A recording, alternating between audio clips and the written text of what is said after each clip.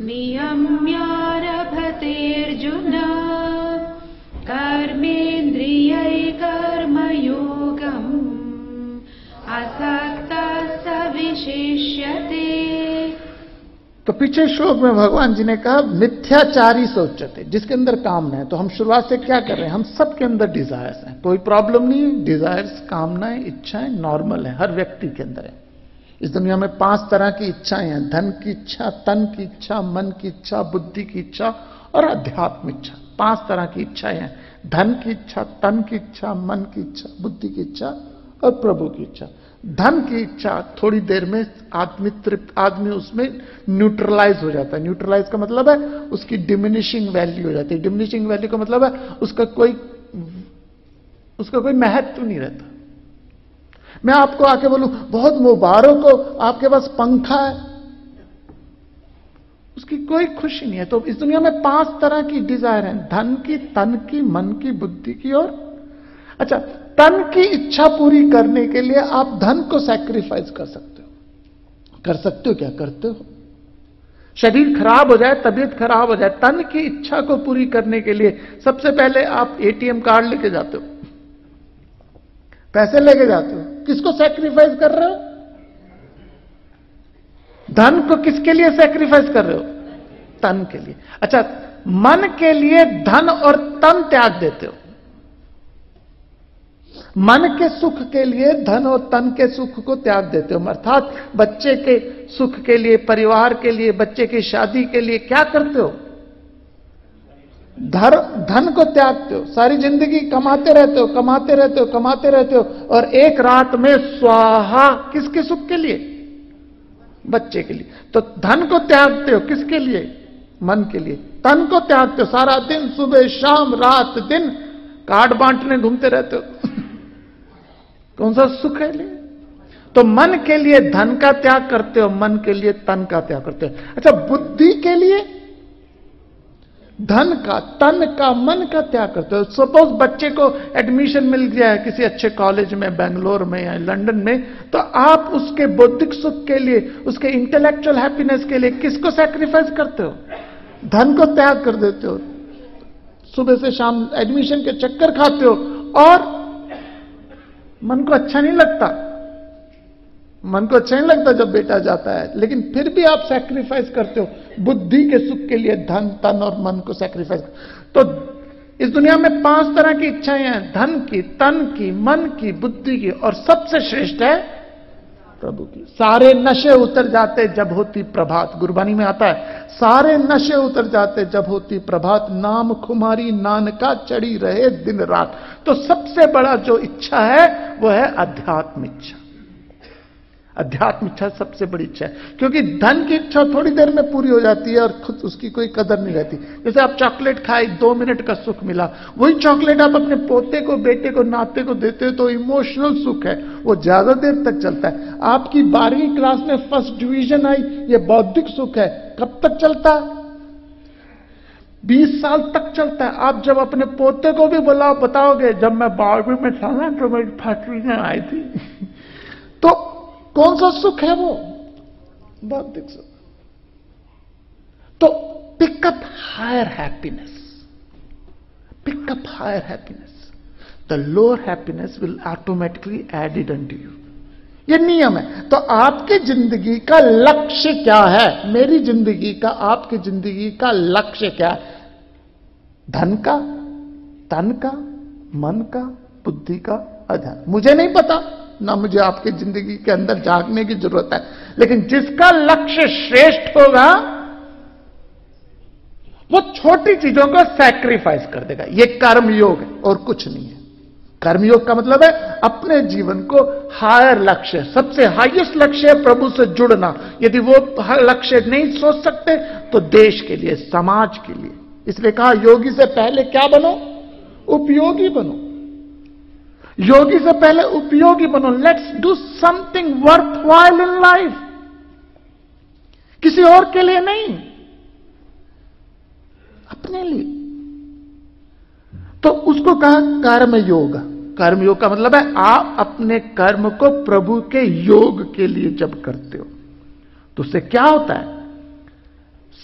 कहते हैं किंतु हे अर्जुन, पुरुष मन से इंद्रियों को वश में करके, इंद्रियों को वश में करो, क्योंकि मन भागता है। किसके प्रति भागता है मन? मेरे एक हाथ में चॉकलेट है, एक हाथ में 1000 रुपए, मैं बच्चे के जन्मदिन पे जाता हूं और बच्चे को कहता हूं दोनों में से एक चूज कर ले, एक हाथ में चॉकलेट, एक हाथ में 1000 रुपए। बच्चा कहां जाएगा? उसकी मां पीछे खड़ी है, वो इशारा कर रही है चॉकलेट पे। बच्चा क्या लेगा? चॉकलेट लेगा। आप क्या लोगे? विवेक है। अच्छा चलो, एक हाथ में चॉकलेट है, एक हाथ 1000 रुपए, आप क्या लोगे? 1000 रुपए। अच्छा, एक हाथ में 1000 रुपए, एक हाथ में शरीर का सुख, क्या लोगे? एक हाथ में शरीर का सुख है, एक हाथ में परिवार का सुख है, क्या लोगे? एक हाथ में शरीर का, धन का, परिवार का सुख है, एक हाथ में परमात्मा का सुख है, क्या लोगे? जवाब मत देना। क्यों? क्यों नहीं देना? अपने आप को जीवन में किसी हायर लक्ष्य में लगाओ, किसी भी हायर लक्ष्य में। Choose a mission. Choose a mission, means will follow, don't worry. I repeat, choose a mission, means will follow, and you have no idea कैसे होगा। मैं अकेला ही चला था राह मंजिल पर, मगर मैं अकेला ही चला था राह मंजिल पर, मगर लोग मुझे मिलते रहे और कारवां बढ़ता रहा। In my wildest dream I never expected कि ऐसा मेरा लेक्चर्स होगा। It's not my, nobody imagine कि वक्त के गर्भ में क्या छुपा है, हमें किसी को नहीं पता। आज से 30 साल पहले यदि मैं आपको बोलता लिस्ट बना दो आपको क्या क्या चाहिए, आज आपके पास उससे हजारों गुना ज्यादा चीजें हैं। सपोज मैं आपको 20 साल पहले बोलता लिस्ट बना दो क्या क्या आपको चाहिए, जो आज आपके पास है आपकी वाइल्डेस्ट इमेजिनेशन में भी नहीं था, आपने कभी सोचा भी नहीं था 20 साल पहले कि आपकी जिंदगी में आज होगा। इसी तरह से जो आज आप सोचते हो आपको पता ही नहीं वक्त के गर्भ में क्या छुपा है, 20 साल बाद जिंदगी किस मोड़ पे करवट लेगी। इसलिए जिंदगी के हर मोड़ पे अपने आप को उससे जोड़ो, उस लक्ष्य बनाओ, कोई मिशन, कोई उद्देश्य, कोई लक्ष्य बनाओ। हमारा मन जो है वो सूरज की रोशनी की तरफ है। सूरज की रोशनी चारों तरफ फैलती है, उस सूरज की रोशनी को मैग्नीफाइड ग्लास से एक लक्ष्य दे दो तो ऊर्जा है। हमारा मन पानी की तरह, पानी चारों तरफ फेंकता है, उस पानी को एक लक्ष्य दे दो तो हाइड्रो पावर है। हमारा मन हवा की तरह, हवा चारों तरफ फैलती है, उसको एक लक्ष्य दे दो तो विंड एनर्जी है। सिमिलरली दोस्तों, आप और मैं अपने जीवन में विशिष्ट थे। कब विशिष्ट हैं, कब श्रेष्ठ हैं? जब जीवन में लक्ष्य है, आलस ही नहीं है। और जिस टाइम लक्ष्य होता है ना, एनर्जी ज्यादा आती है। जिस समय जिसके जीवन में लक्ष्य है उसमें ऊर्जा ज्यादा है। आप 8 बजे बड़े मुश्किल से उठते हो, कि जिस दिन कोई काम ना हो 8 बजे बड़ी मुश्किल से उठते हो, लेकिन यदि 7 बजे की फ्लाइट पकड़नी हो तब क्या उठते हो? बच्चे को खोलो स्कूल में कि उठना है तो करके उठता है, लेकिन जिस दिन पिकनिक होती है स्कूल में तो बच्चा कैसे उठता है? सोता ही नहीं है वो। लक्ष्य क्या है? और एक बात बता दूं, मैंने आज तक कभी भी जिस लड़के लड़की की शादी हो रही हो उसको शादी वाले दिन बीमार कभी नहीं देखा। मेरी जिंदगी में इतने सालों के अनुभव में मैंने कभी नहीं देखा शादी वाले दिन लड़का लड़की बीमार हो गए। कभी नहीं होते। क्यों नहीं होते? लक्ष्य है। यदि कोई बीमार हो रहा था उसका लक्ष्य नहीं था शादी का। तो हमारे जीवन का लक्ष्य क्या है? लक्ष्मी पांव दबाएगी आपके। ये भूल जाइए इस स्थिति को कि हाय मेरा क्या होगा। कुछ नहीं होगा। कर्मण्येवाधिकार से गीता तमस नहीं बताती, गीता आलस नहीं बताती। गीता कहती है कर्म योग से जुड़ो, अनअटैच होकर undertake yoga action through organ of action. तो शरीर को कोई योग दो, कुछ लक्ष्य दो, कुछ पर्पस दो। और सविशिष्यते लाइन आती है, सविशिष्यते ही एक्सल। कौन एक्सल करता है? कौन रहता है? जिसके जीवन में क्या है? लक्ष्य। तो आपकी मेरी जिंदगी एक ऐसी जिंदगी है जहां पे लक्ष्य है, मैराथन नहीं है, सॉरी लाइफ स्प्रिंट नहीं है, लाइफ मैराथन है। Life is not a sprint, life is a marathon. Sprint क्या होती है? 100 मीटर की रेस होती है, जूम करके भाग के निकलते हो। मैराथन 20 किलोमीटर की होती है, जिसमें आपको कंजर्व करके चलना पड़ता है। लेकिन कभी भी किसी भी मैराथन रेस में आप देखिए, आखिरी 25 किलोमीटर के चलने के बाद आखिरी के 50 मीटर, अच्छा आखिरी के 10 मीटर, आखिरी के 5 मीटर, हर धावक क्या हो जाता है? धर धर धर धर एनर्जी आ जाती है। क्यों आ जाती है एनर्जी उसमें? 25 किलोमीटर चलते चलते आखिरी के 5 कदम, आखिरी के 10 कदम बहुत एनर्जी आती है। क्यों? क्योंकि उसके सामने क्या आ गया? लक्ष्य। तो मेरा आपसे मकसद है कि आपके जीवन का लक्ष्य है। कुछ लोग कहेंगे सर अब तो 80 साल के हो गए, कुछ लोग होंगे यहां पे कहेंगे अब तो हम 60 साल के हो गए, अब लक्ष्य क्या है? महात्मा गांधी जी ने पॉलिटिक्स कब ज्वाइन करी थी? जब वो 48 इयर्स के थे। महात्मा गांधी जी ने राजनीति पे कब आए? जब वो 48 साल के थे, और 48 साल में हम लोग रिटायरमेंट प्लान बनाना शुरू कर देते। मोसेस 80 साल के थे जब he followed the spiritual journey. So ageing is a myth.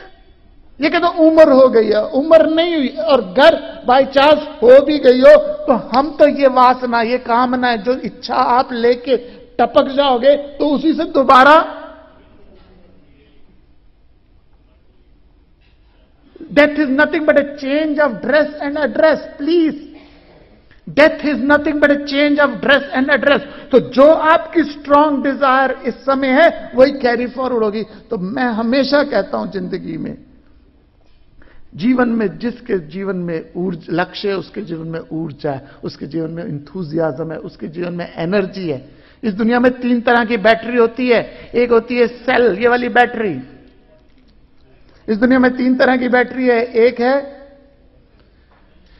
कि 6 महीने चली, साल चली, उसके बाद क्या हो जाती है?